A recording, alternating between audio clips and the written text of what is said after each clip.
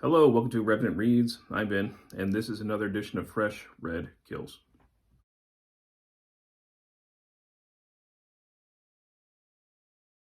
So, Fresh Red Kills are the videos where I talk about the books that I've recently finished reading. Recent is a little bit of a lie. So I'm going to be talking about these books, and I finished these actually in January. I'm just very behind on making videos, and I'm slowly catching up.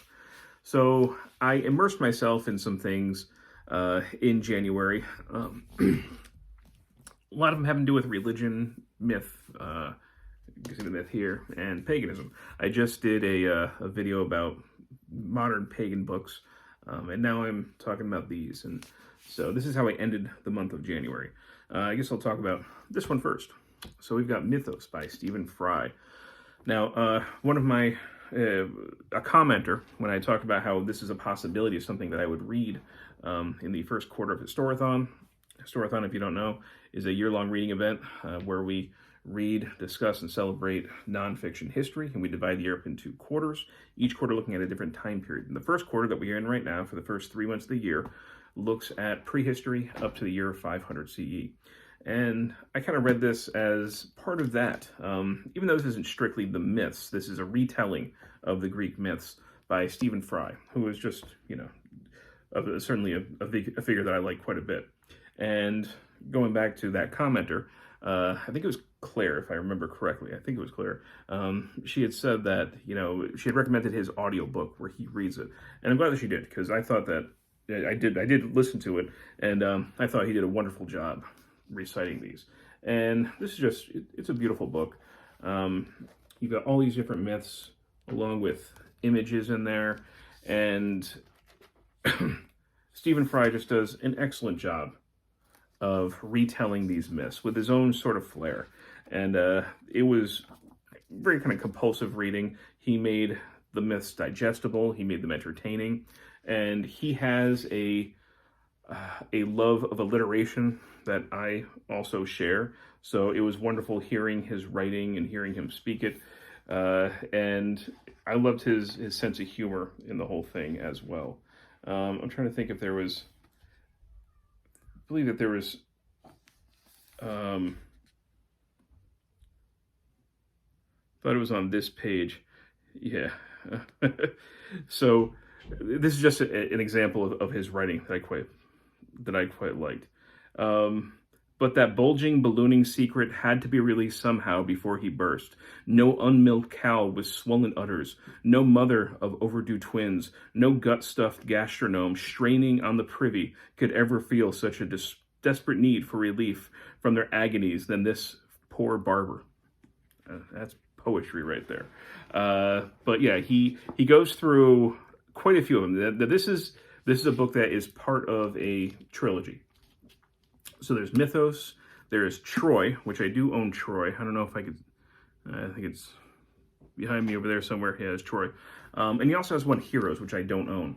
I'm going to try and see if I can fit Troy in by the end of March, before the second quarter of Historathon begins. Maybe I'll be able to fit it in, because I really like this, and I would like to get to Troy as well.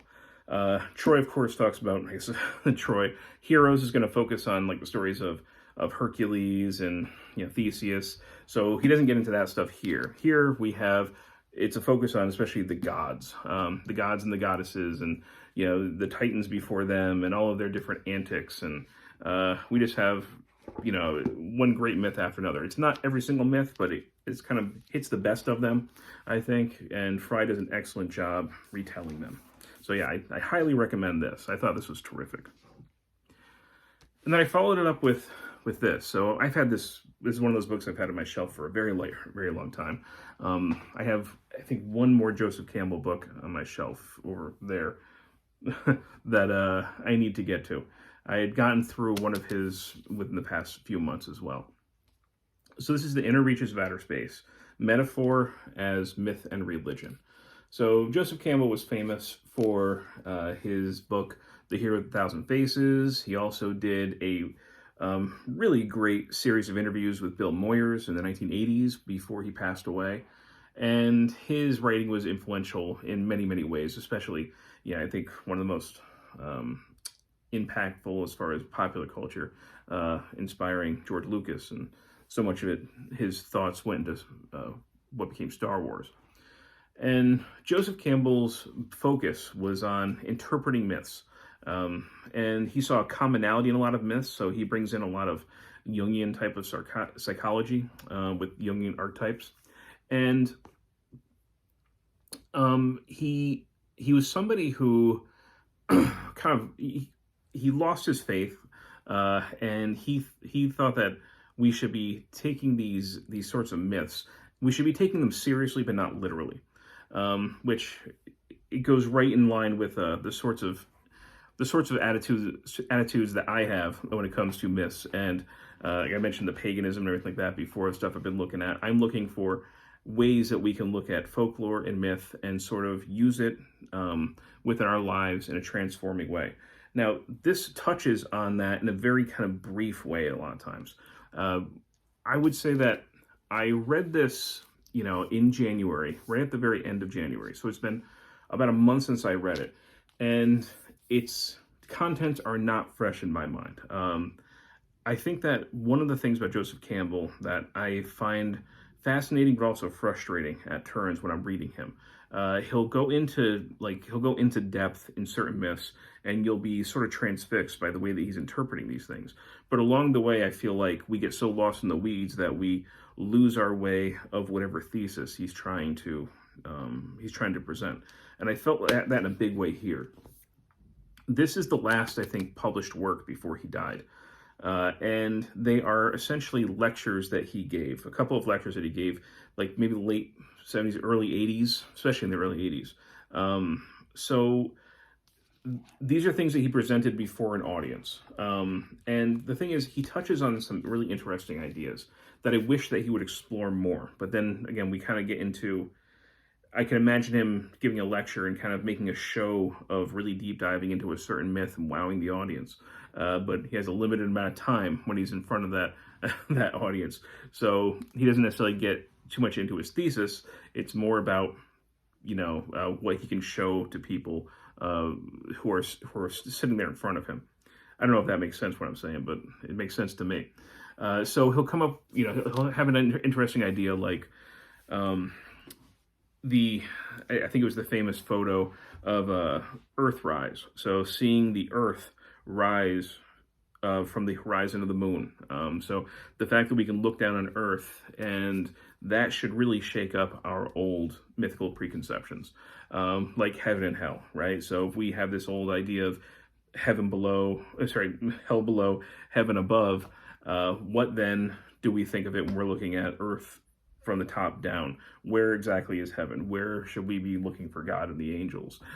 Is hell now below the earth? It basically messes up our myths if we take the myths literally. So if we start to take them more metaphorically, and also if we start creating new myths for our own age, we can interact in a large way with our own psychology, with what it means to be human. And these are things that, again, Campbell kind of touches on. He'll kind of say that this can be done, but then he doesn't really give a big example for how it can be done.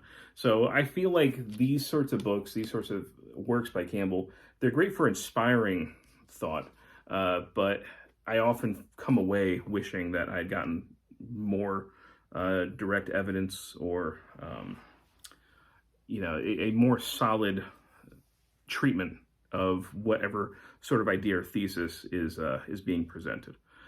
So, yeah, anyhow, I'm sorry, that was a very choppy, vague sort of discussion of this. My videos are unscripted. They are not exactly reviews. They are just the thoughts that I had about books that I read. And unfortunately, this one, like I said, a lot of it is already out of my mind. So I don't know if I would recommend this as far as a Joseph Campbell work, but who knows? Anyhow, so those are the two things that I read at the end of January. We've got Stephen Fry's Mythos and Joseph Campbell's The Inner Reaches of Outer Space. If you've read either of these, I'd love to hear your thoughts. And as always, thank you, BookTube.